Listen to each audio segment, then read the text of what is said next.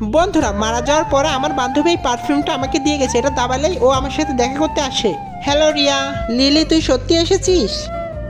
চিন্তা করিস না, তোকে ছাড়া আমাকে আর কেউ দেখবে না। ওই রিয়া, বসে আসিস কেন? তাড়াতাড়ি কাজ কর। শালা, এই ম্যানেজারটা শুধু ডিস্টার্ব করে।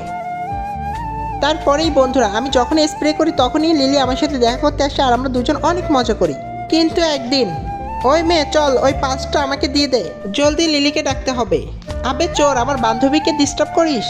আল্লাহ বাঁচাও, এখানে তো ভূত চলে এসেছে, জলদি এখান থেকে পালাই। লিলি, আজকে তো তুই আমাকে বাঁচিয়ে নিলি। কিন্তু বন্ধু, তারপরের দিনই, আজকে তো লিলি এই গিফট থেকে খুশি হয়ে যাবে। আরে, এই পারফিউমটা কাজ করছে না কেন? ও নো, পারফিউমটা তো শেষ হয়ে গেছে এখন। বন্ধুরা, তারপর থেকে লিলি আমার জীবন থেকে সারা জীবনের জন্য চলে যায়। এখন আমি আবারও একলা হয়ে গেলাম। আরে, ওই মেয়েটাও তো পারফিউম ইউজ করছে। ওইটাও কোথায় পেলো? ওটা তো আমাকেও লাগবে। তুমি এটা কোথায় পেয়েছো বলো?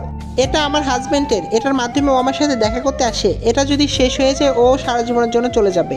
বন্ধুরা, আমি আমার খুশির জন্য শুধু শুধু এই পারফিউম ইউজ করে করে আমার বান্ধবীর সাথে দেখা করতাম। আমার থেকে খারাপ আর কেউ নেই এই দুনিয়াতে। বন্ধুরা, পার্ট 2 দেখতে সাবস্ক্রাইব।